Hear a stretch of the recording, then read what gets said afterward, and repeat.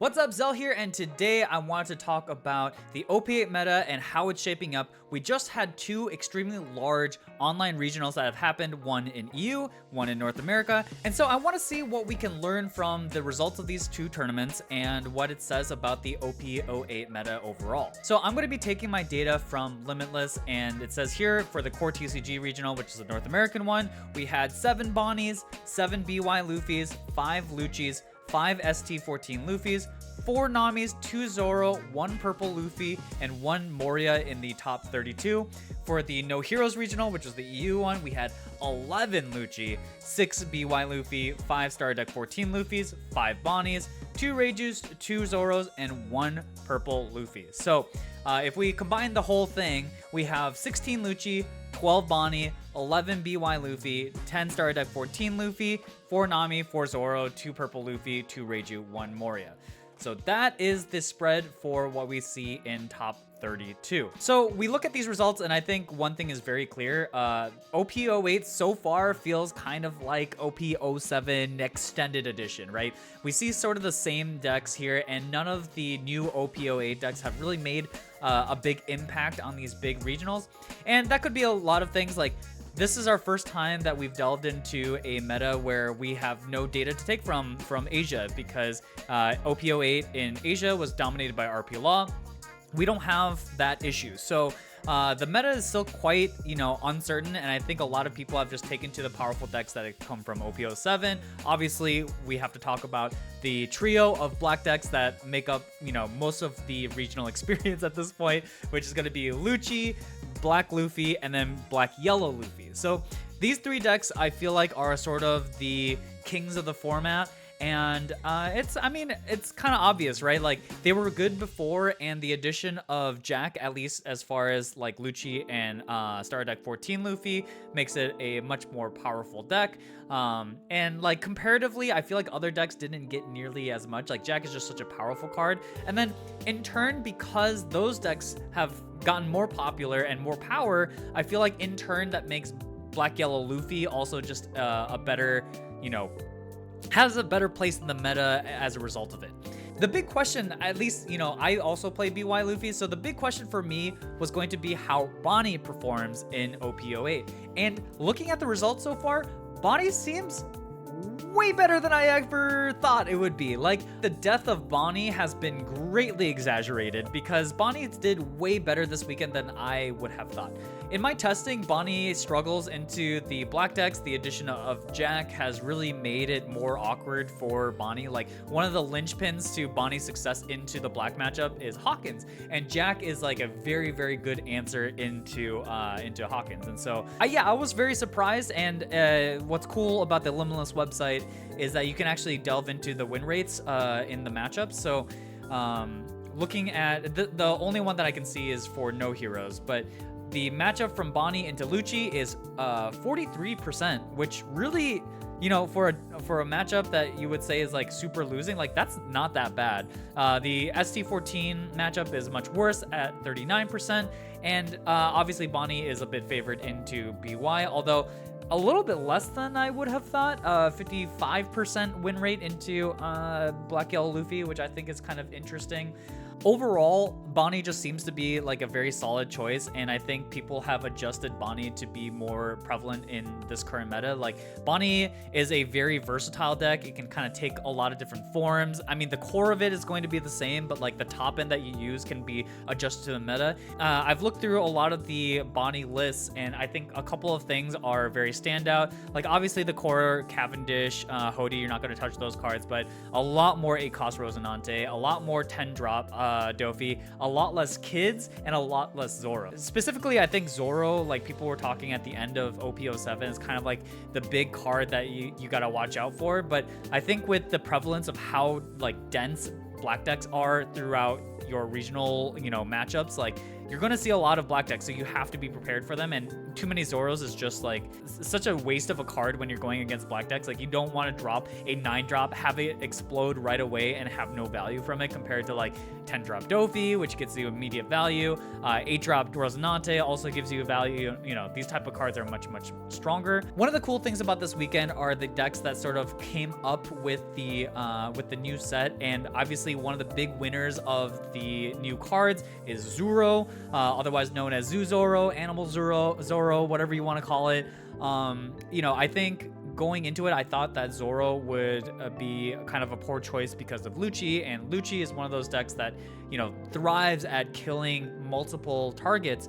However, looking at the data from No Heroes, it actually does pretty decently into Lucci. Like, it's not a winning matchup, but it's very close to being just like strictly even. It's a 47% win rate into Lucci. It is worse into the 2-star deck Luffy's. Like, it's 40% win rate into the BY, and then 37-ish% into the Black Luffy. But considering that the popularity of Lucci, like, that matchup being only like 50-50 is actually quite good for Zoro, considering that Zoro does so well into like so many other decks. I actually think like Zoro might be kind of the gatekeeper to a lot of the decks. Like, there isn't a big aggro deck that exists in the format, you know, especially with RP Lob being banned, and Zoro kind of takes the place of it.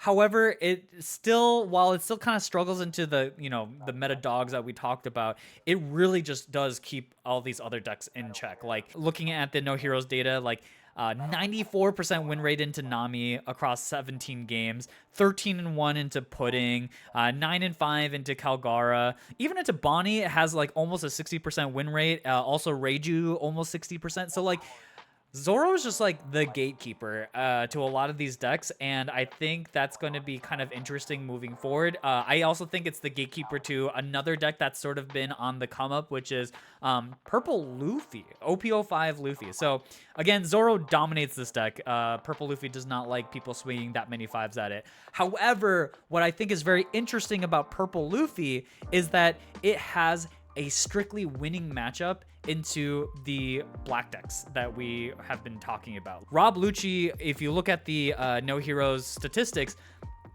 over this weekend, Purple Luffy had a 65% win rate into Lucci and a 67% win rate into Black Yellow Luffy, which I think is crazy. Now, it does have a like just absolute horrible matchup into Bonney, but I think any deck that you know, considering like the top tiers are the 3 black decks, like any deck that can sort of contend with the black decks are worth looking at, because like, again, they're some of the most popular decks that you'll see, and yeah, that makes Purple Luffy just kind of incredible. And then the last deck that I kind of want to talk about is as like kind of a come up, I guess it's sort of a same thing as the end of OP07, which is Nami. Nami was kind of going on a tear. A lot of people were scared of Nami going into nationals, and for good reason. And again, like I just talked about, Nami has a positive win rate into the black decks, because the black decks just don't have enough straight up aggression into into Nami to be able to pressure Nami before Nami can just, you know, do the Nami thing, churn out the deck and whatnot. And so Nami has like a very high win rate into, say, like SC14 Luffy, has a good win rate into Bonney, has a good win rate into Black Yellow Luffy. So like, as a deck, it has a lot of merit in the current metagame. And then one deck that I also want to mention, which this is the opposite of a glow up. The glow down is Reiju. And even though we had 2 Reijus in the top 32 of No Heroes, I think Reiju just doesn't have tremendously good matchups. Like, it's funny because Reiju had such success at nationals. I forgot his name, but a guy even got 2nd place there.